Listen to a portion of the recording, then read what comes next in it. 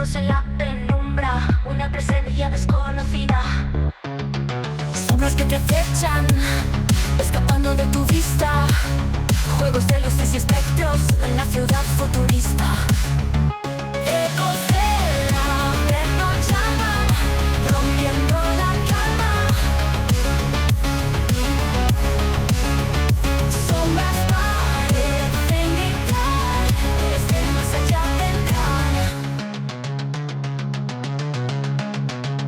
Una voz femenina avisa de los secretos ocultos, historias que nunca cesan, misterios que vuelven enjutos. Luces de neón parpadean, líneas invisibles se trazan, se escuchan pasos y risas, se va en la amenaza. Ecos del averno llaman, rompiendo la calma. Sombras parecen gritar, desde más allá vendrán.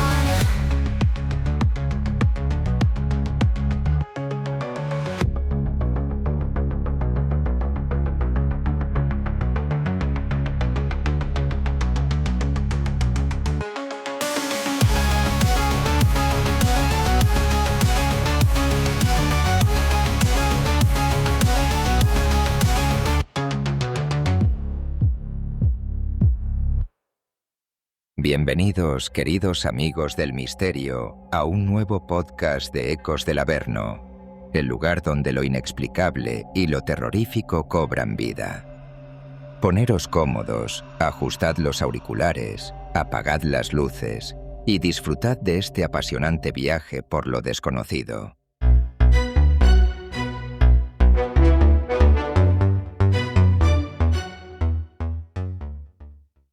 Bienvenidos, queridos amigos, a una nueva edición de Ecos del Averno. Además va a ser un poco especial porque esta noche no vamos a viajar a cementerios europeos ni a mansiones embrujadas de Occidente. Hoy os voy a llevar a Oriente, a esas montañas que esconden secretos, a visitar templos donde resuenan oraciones olvidadas a día de hoy y a leyendas que durante siglos explicaron el miedo con la poesía de lo sobrenatural. Hoy os voy a contar 3 historias, 3 sombras que nacen en diferentes puntos de la geografía asiática. Estamos hablando de Japón, Corea y China. Espíritus sin rostro, perros de fuego que devoran la luna y, para finalizar, cadáveres que regresan dando saltos. Así es que, queridos amigos, queridos acólitos del Averno, cerrad los ojos porque el viaje va a empezar. Arrancamos, Ecos del Averno. Bienvenidos.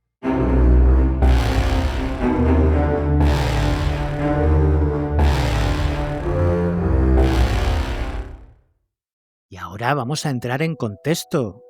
Cerrad los ojos. Imaginad que camináis de noche por un sendero en Kioto.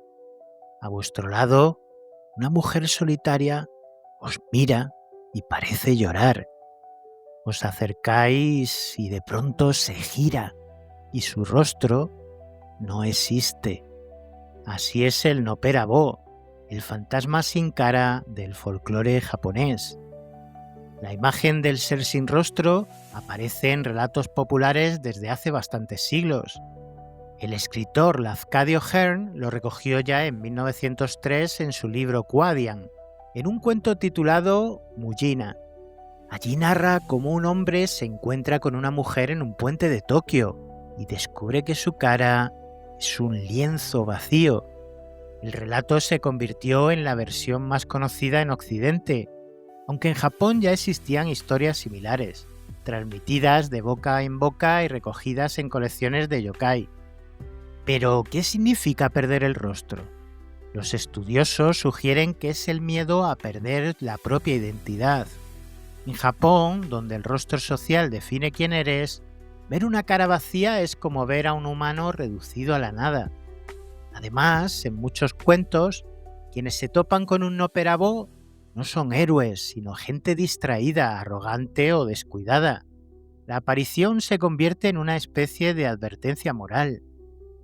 El Noperabo no hiere ni mata, pero aterroriza. Y quizás por eso sigue apareciendo en mangas, películas y hasta en leyendas urbanas modernas. El miedo que provoca no es el de la sangre, sino el de la nada. Hearn se inspiró en relatos orales y en la palabra mullina, que originalmente hacía referencia a un tejón o a un mapache capaz de transformarse. Con el tiempo, el término se confundió con los fantasmas sin rostro, dando lugar a esta especie de fusión entre animal transformista y espíritu aterrador. El hombre se acercó y lo que vio no era humano. El nopérabo no aparece solo en Edo. En prefecturas como Kagawa o Osaka también circulan versiones similares. A veces la víctima era un viajero nocturno, otras un pescador en el río Kamo de Kioto. En todas, eso sí, el patrón se repetía. Alguien aparentemente normal se revelaba como un ser sin rasgos. Lo curioso es que en algunos relatos el nopérabo no aparece una vez, sino varias seguidas. Un hombre se encuentra con una mujer sin rostro en el puente, huye a una posada para contar lo ocurrido y allí el posadero se gira y tampoco tiene cara. Este recurso narrativo está documentado en colecciones folclóricas y demuestra la función del mito. No solo asustar, sino jugar con la idea de que el miedo puede repetirse y que no hay refugio seguro. El folclore japonés está lleno de yokai, espíritus, apariciones, monstruos. Muchos tienen funciones claras. El kappa arrastra a los incautos al agua. El oni castiga con violencia. El nopérabo, en cambio, no hace daño físico. Como hemos dicho, no mata ni hiere.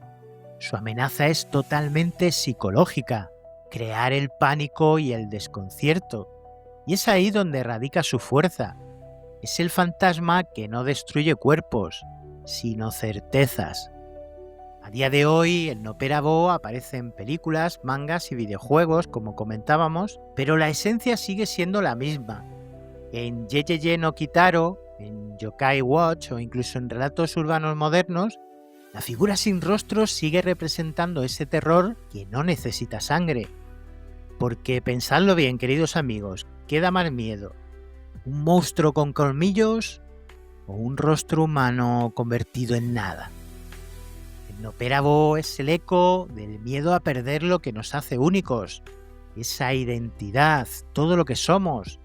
Y en un mundo donde la cara es nuestra carta de presentación, quizá no sea el mayor terror descubrir que ya no tenemos una. ¿Tienes alguna experiencia que contarnos? ¿Has vivido alguna situación inexplicable que quieres compartir? Envíanos un correo a testimonios@ecosdelaverno.com. Podrías ser el protagonista de nuestro próximo programa.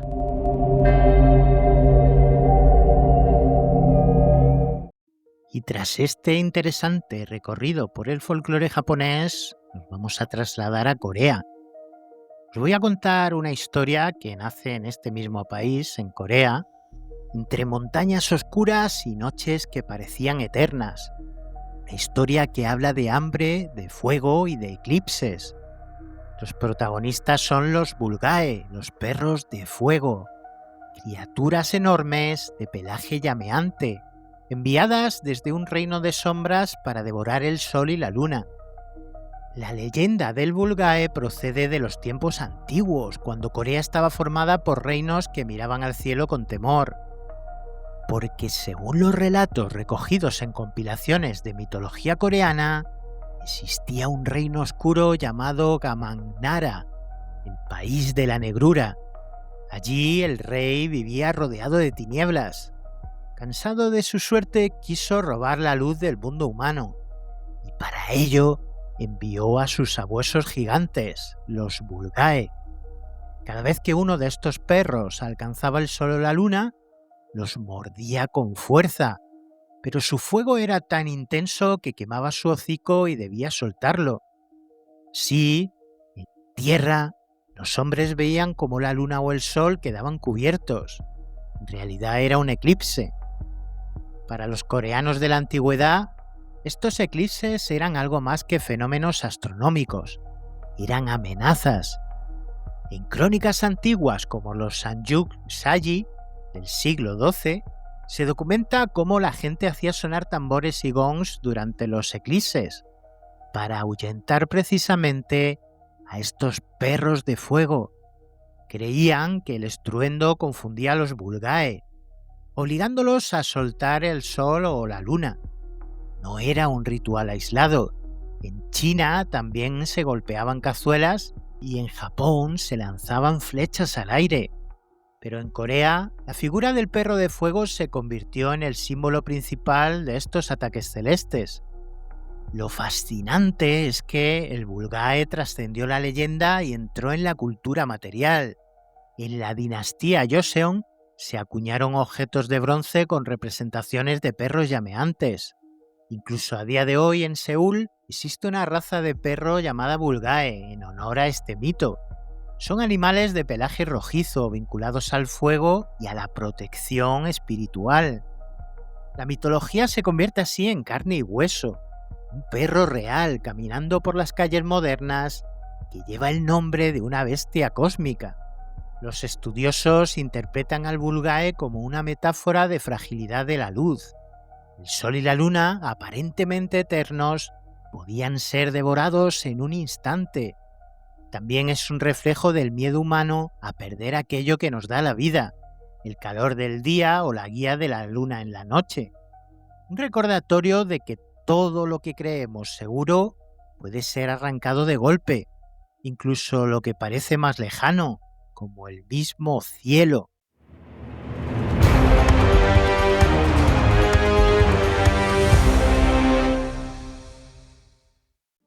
Y vamos a continuar esta misteriosa gira asiática de hoy en China, donde los muertos no siempre descansan. Os voy a hablar de los Jiangshi, los vampiros saltarines. Cuerpos rígidos con piel verdosa o azulada, vestidos con túnicas antiguas que vagan de noche para absorber la energía vital de los vivos. Ya el mismo término Jiangshi significa literalmente cadáver rígido.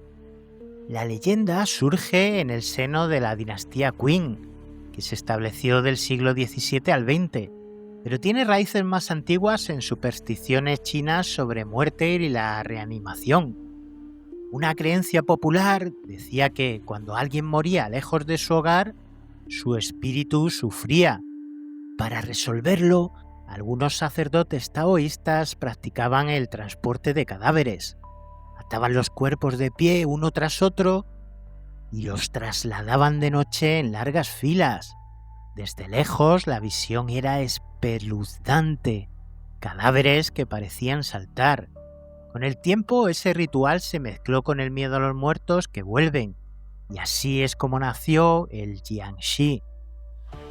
El Jiangshi se representa como un cadáver con uñas largas, piel verdosa o blanquecina y un cuerpo tan rígido que solo puede desplazarse dando saltos, con los brazos extendidos hacia adelante.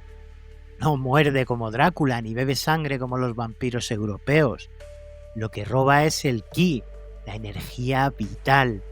Las víctimas no aparecen desangradas, sino pálidas, exhaustas, como vacías. El escritor Ji Xiaolan, en su obra Yuwei Caotang Biji del siglo XVIII, recogió varios relatos sobre encuentros con Jiangshi.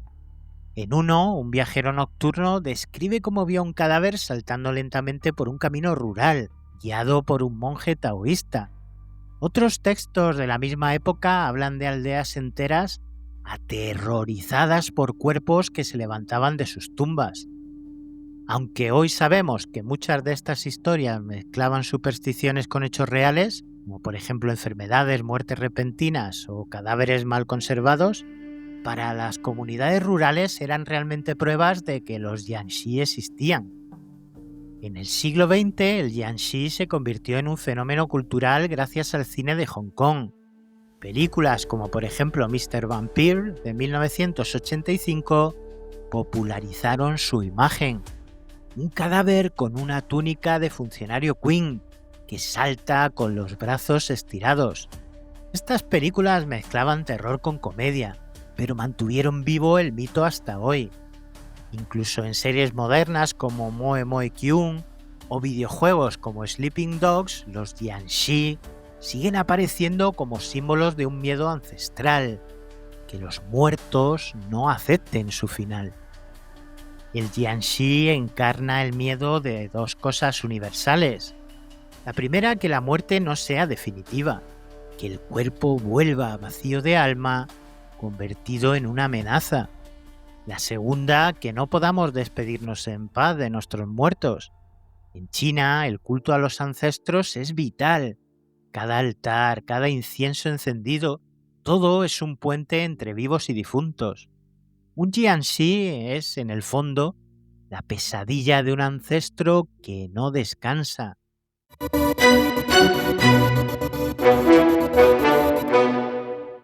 Y hasta ahora os he hablado de espíritus sin rostro, de perros de fuego que devoran la luna y de cadáveres que vuelven saltando de las tumbas. Historias que nos parecen lejanas, envueltas en exotismo y misterio, pero en el fondo todas nos dicen lo mismo, que lo que creemos seguro no lo es. Y si no, pensadlo un segundo, queridos amigos. Creemos que nuestro rostro nos define, que lo que vemos en el espejo cada mañana es estable, que es eterno. Pero, ¿y si un día ese rostro se desvaneciera como en la leyenda del Noperabó? ¿Quién seríais entonces? Creemos también que la luz del sol siempre regresará a cada amanecer, y sin embargo durante siglos bastaba un eclipse para que todo un pueblo temblara, pensando que la noche se tragaría al mundo. Creemos que la muerte es el final, que la tumba sella lo vivido, pero los relatos del Jiangshi nos recuerdan que incluso la muerte puede rebelarse, volver de pie, rígida y reclamando lo que no se cerró en vida. El rostro, la luz, la muerte, tres cosas que creemos firmes. Tres certezas que en realidad pueden ser más frágiles de lo que pensamos. Y cuando esas certezas tiemblan, cuando sentimos que el suelo se abre bajo nuestros pies, hacemos lo que llevamos haciendo desde el principio de los tiempos. Inventamos historias. Historias para comprender, para resistir, para no sentirnos solos en medio del miedo. Porque sin historias el miedo nos devora enteros. Así que, queridos amigos, la próxima vez que miréis vuestro reflejo, la próxima vez que un eclipse oscurezca el cielo o que recordéis a alguien que ya no está, no olvidéis, nada de lo que creemos seguro lo es para siempre. La verdadera fuerza está en aceptar esa fragilidad, en abrazar lo incierto y en contarnos unos a otros las historias que nos ayudan a seguir todos hacia adelante. En eso, amigos, consiste ser humanos. Y ahora escuchad, porque cuando todo se desvanece, lo único que permanece son los ecos. Quería aprovechar también para pediros un poco disculpas por el mareillo que os estoy dando en este arranque de esta segunda temporada de Ecos del Averno. Ya sé que os dije que lo iba a trasladar al jueves y tanto la semana pasada como esta está más cerca del viernes, pero es que todavía estoy pensando qué día es el ideal para cada semana viajar con vosotros al mundo del misterio. Ya la semana que viene estableceré si es los jueves o los viernes, quizás sean los viernes.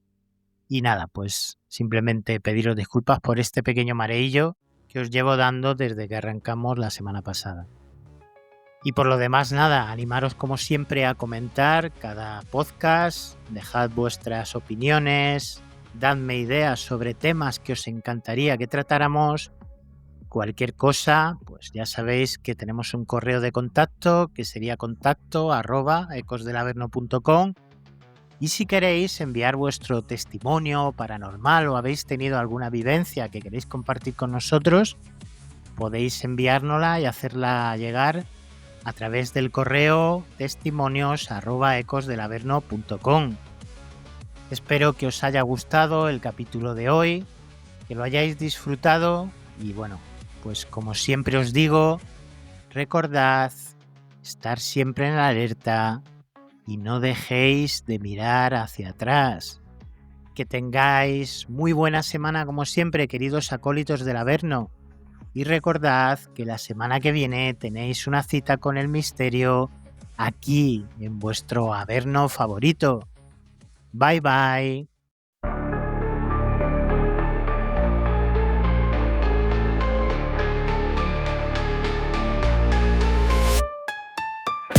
En la noche fría y oscura, donde el miedo cobra vida, susurros en la penumbra, la presencia es conocida. Nubes que te acechan, escapando de tu vista, juegos de luces y espectros en la ciudad futurista. Ecos del Averno llaman, rompiendo la calma. Sombras parecen gritar, desde el más allá vendrán.